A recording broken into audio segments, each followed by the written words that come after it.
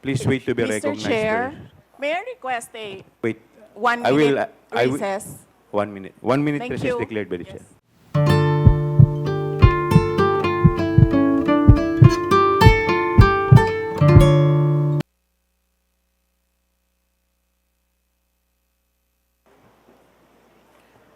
Hearing resumes. We already took cognizance of the privileged speech of Congressman Valeriano. Then we are ready to proceed. But with respect to the motu proprio, we are still awaiting for the authority. So, later na po muna yon. Wala pa po tayong authority from the Committee on Rules. In the meantime, may I request the COMSEC to administer the oath of the invited guests and resource persons?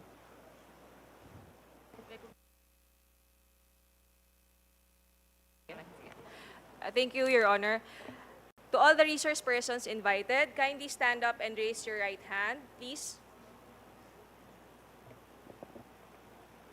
Representatives and resource persons from the Office of the Vice President, COA, and DBM po. Thank you, ma'am.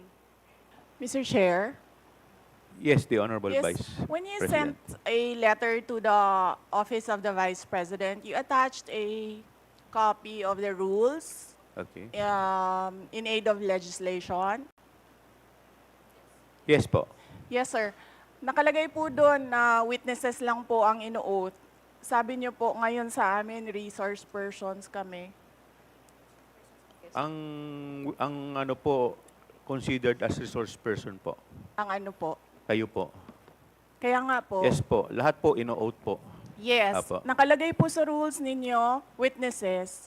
Nakalagay po dito ngayon sa table, resource persons. Lahat po considered as resource person and witness.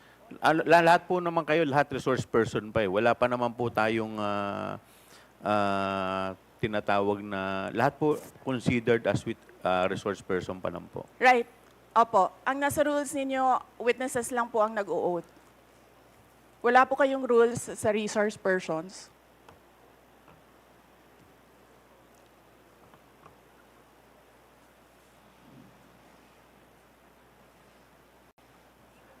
Ma'am, ano lang po yun eh. Yung term lang po yun eh. Pero considered as a resource person din po kayo eh. Yes, sir. Opo. Resource persons nga po Kayo nakalagay witness dito. din po at saka resource person po. Hindi niyo po sinabi na witness ako. Sinabi niyo po dito ngayon, resource persons. Ang nakalagay po sa rules ninyo, witness.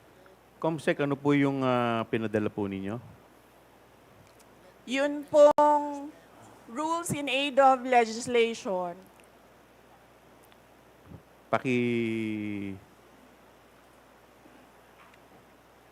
Mr. Chair, point of order. What is the point of order of the Honorable Congressman Because this issue about Macapagal? witness, resource person, etc., etc. Ma'am, pakilakas lang po, hindi po marinig. Persons and accused has been taken up in previous legislative inquiries in aid of legislation. I want to quote a December 8, 2008 hearing in the Senate, where Senator Miriam Defensor Santiago had an opinion on a similar situation, but she quoted a Supreme Court ruling. So,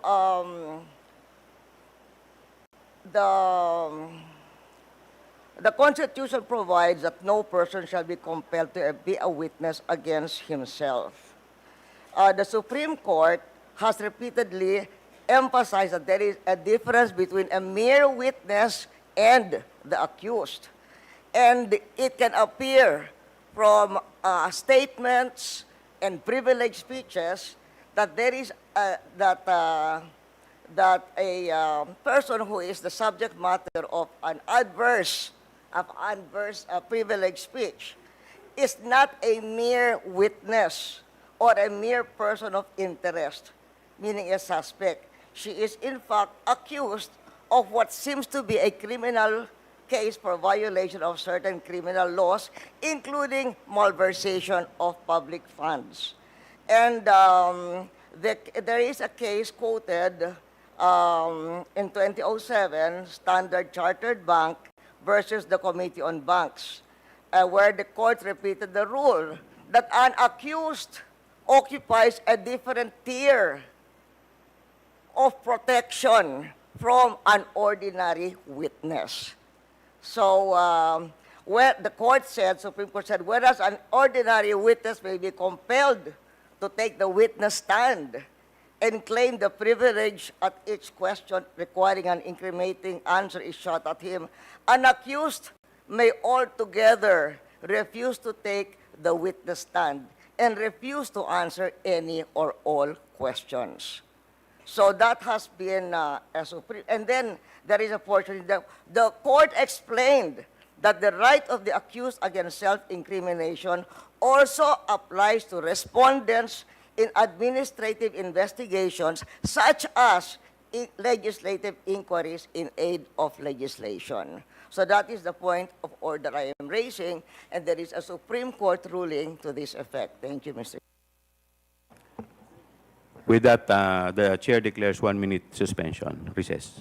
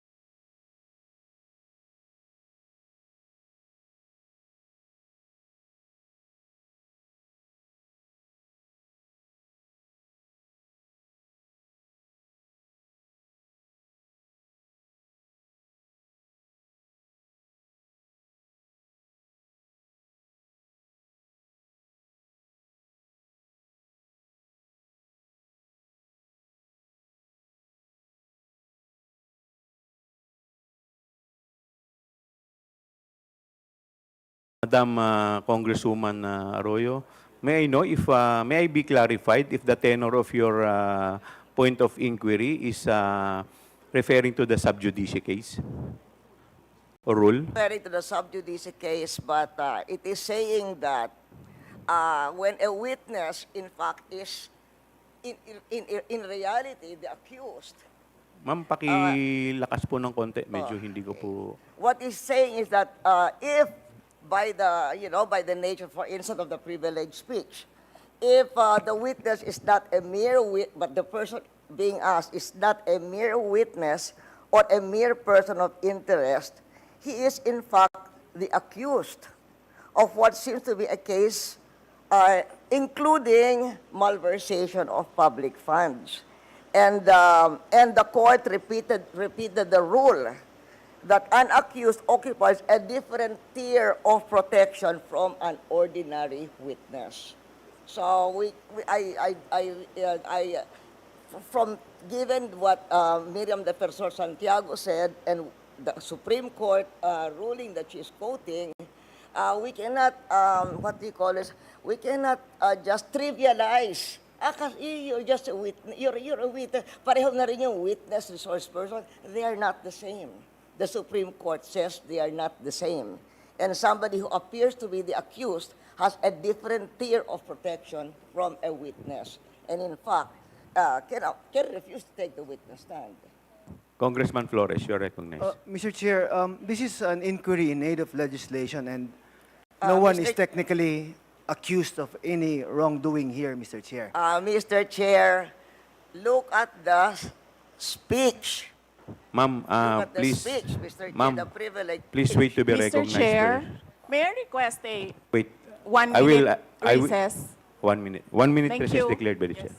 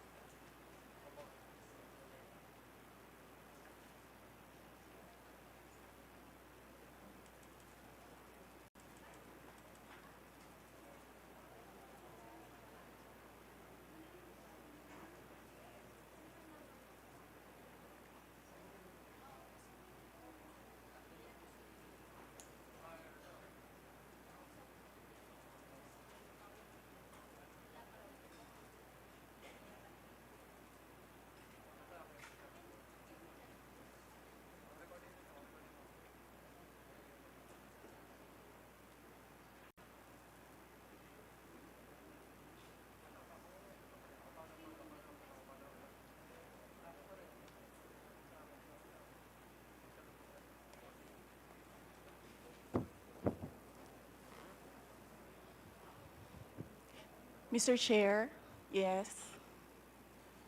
Mr. Chair, Session resumes. Mr. Chair, may I speak? You will be given the opportunity later, Okay. Madam Vice President. In any event, the point of the Honorable Arroyo is well taken, but we will proceed to the oath taking. If the Vice President refuse to take her oath, we will respect that. In the meantime, COMSEC, please proceed with the oath taking of the other witnesses. To all the other witnesses and or resource persons, please stand up and raise your right hand, inviting the DBM, the COA, and other staff from the Office of the Vice President, Your Honor. Okay. Please your right hand. Do you solemnly swear that the statements you will give before this committee shall be the truth, the whole truth, and nothing but the truth, so help you God? I do. The oath has been administered, Your Honor. Mr. Chairman. Mr. Yes, Chairman. Congressman Paduano. Of course, you have already ruled with regards to the point of the order being raised by the former president and now representative of Pampanga, Madam Gloria Macabagal Arroyo. But still, there is also a supposedly a pending manifestation being made by the members of this committee with regards to the point of order that was raised. So I think, Mr. Chairman, we have to hear first, but of course you have already ruled, but we have to also to hear the manifestation of the members of this honorable committee. And in that case, you have already recognized the good Congressman Kit Flores. And I think it is just proper to recognize him once again. Thank you, Mr. Chairman. Thank you, Congressman Paduano. The Honorable Flores is recognized. Thank you, Mr. Chair, but I think the ruling was already made, Mr. Chair, and I will submit, Mr. Chair. Thank you, Congressman Paduano. We will now, let us also discuss the administrative matters.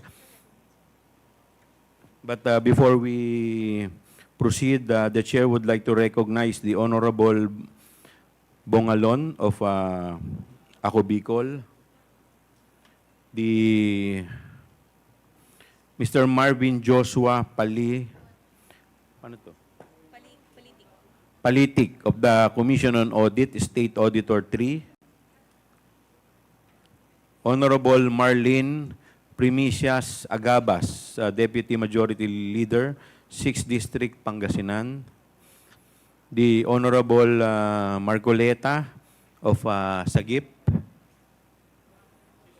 Honorable Micaela Swansing, 1st District, Nueva Ecija, the Honorable Ricardo Cruz, Lone District, Taguig Pateros, and the Honorable Filimon Espares of Co-op NATCO.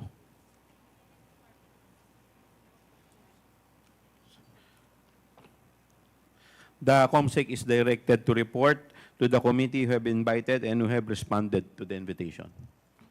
Thank you, Your Honor. We have invited the Office of the President through email sent last September 13, 2024.